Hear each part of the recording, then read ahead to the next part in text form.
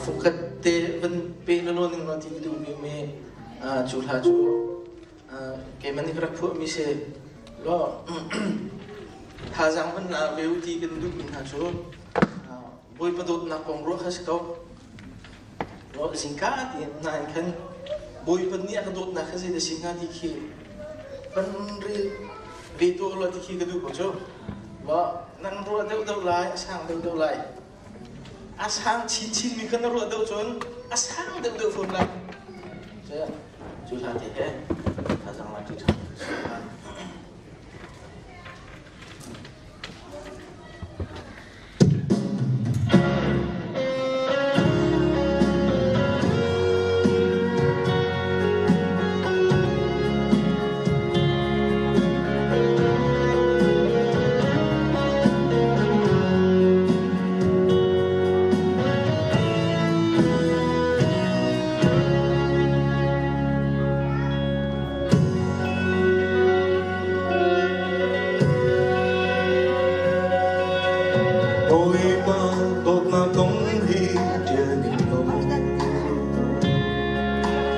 lấy chung bia phun kiếp ni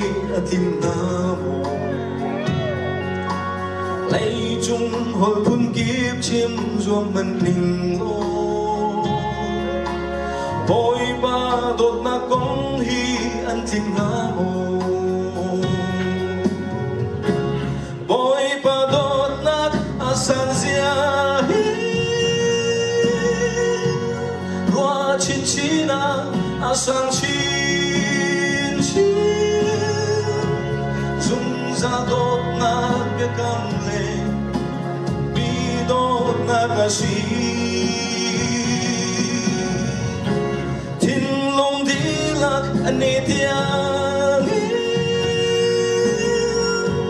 vội ba đốt na con qua dùng ra lòng na biết chim lệ theo trong lòng cân riêng là gì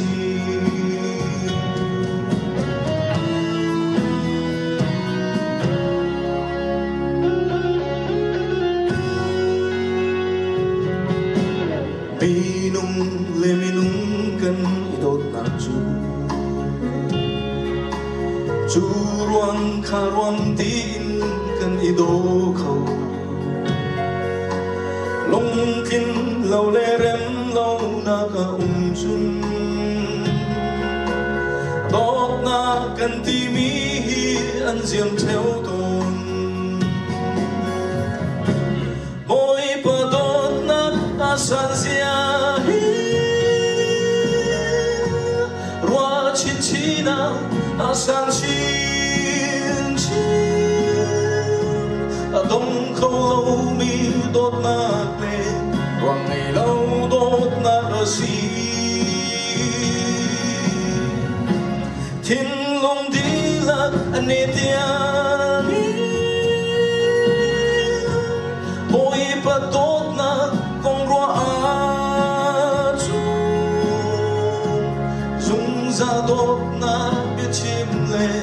không chặt lòng cân riêng là gì